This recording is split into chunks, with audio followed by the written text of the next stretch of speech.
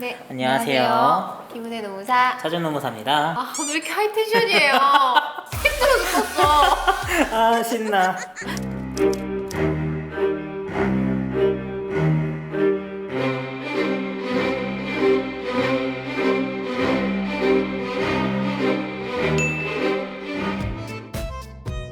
노동법 이슈?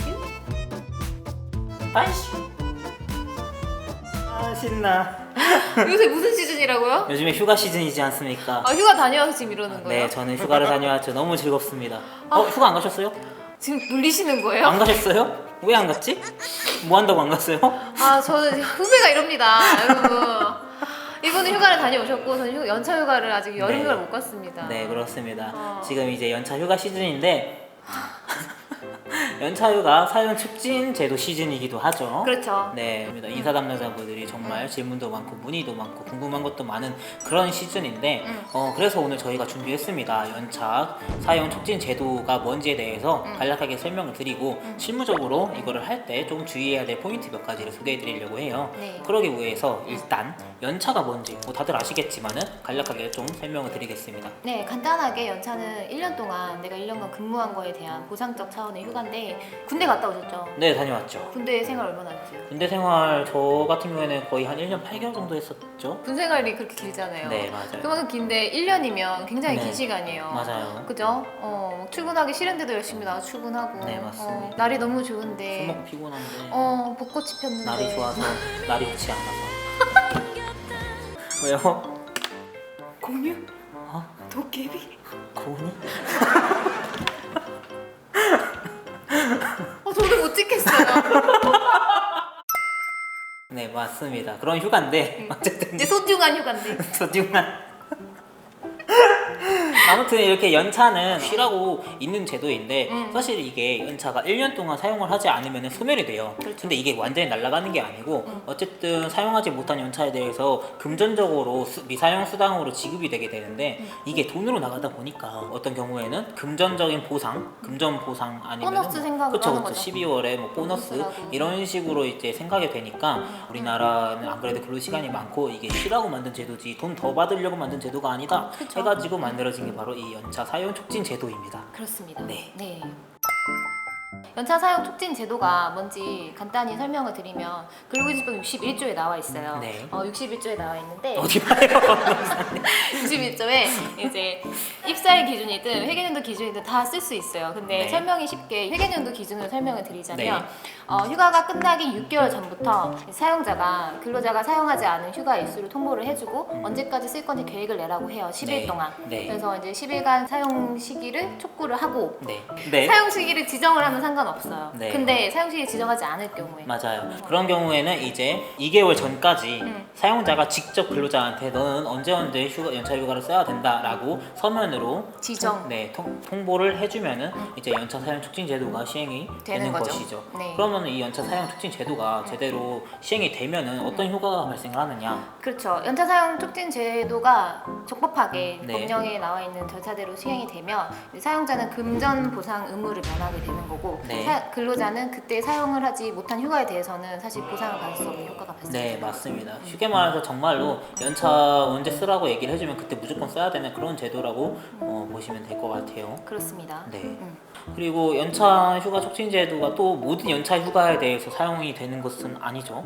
그렇죠. 네. 연차 사용 촉진의 대상이 되는 휴가는 지금 근로기준법 60조에 연차 휴가가 나오잖아요. 그 적용되는 휴가가 근로기준법 60조 제1항 네. 그리고 제4항입니다. 네, 맞습니다. 네. 3항은 삭제가 됐고요.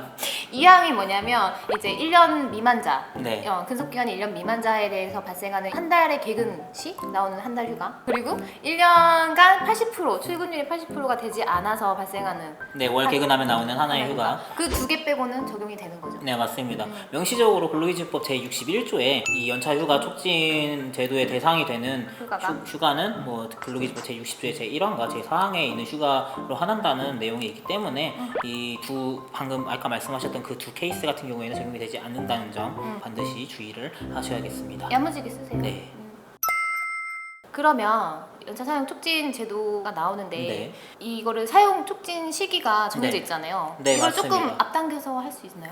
뭐 연초에 뭐 휴가 계획을 1년 단위 휴가 계획을 미리 받는 회사들도 있어요. 그렇죠. 근데 그러면은 이거를 받았으니까 연차 사용 촉진 제도를 적법하게 시행을 한 것이냐라는 질문이 있을 수 있는데 법에 근로기준법 제61조에 정확하게 6개월 이전부터 10일 이내 그리고 2개월 이전까지라고 이렇게 다 기간들이 명시가 되어 있기 때문에 맞아요. 그 이전에 어떤 연차 계획에 대해서 받았거나 미리 얘기를 했다고 하더라도 적법한 연차 사용 촉진 제도를 시행한 것이라고 볼 수 없고 그냥 그렇기 계획만 때문에 받은 거죠. 네 맞습니다. 그렇기 때문에 미사용 수당을 지급해야 되므로 반드시 법의 시기에 맞게 연차 사용 촉진 제도를 다시 한번 시행할 것을 말씀드립니다.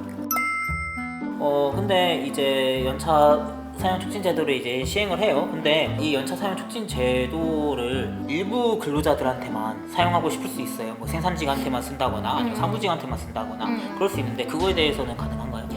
가능합니다. 사실 그 사용 촉진 제도를 적용할 수 있는 뭐 범위를 정해놓은 게 아니기 때문에 사업장 특성에 따라서 뭐 교대제 근로자한테는 적용을 하지 않고 뭐 사무직 근로자한테 적용하고 이런 식으로 할 수 있어요. 그래서 이거 자체를 뭐 근로기준법상 6조에 균등처우 위반이라고 보지는 않거든요. 그래서 사용을 할 수 있죠.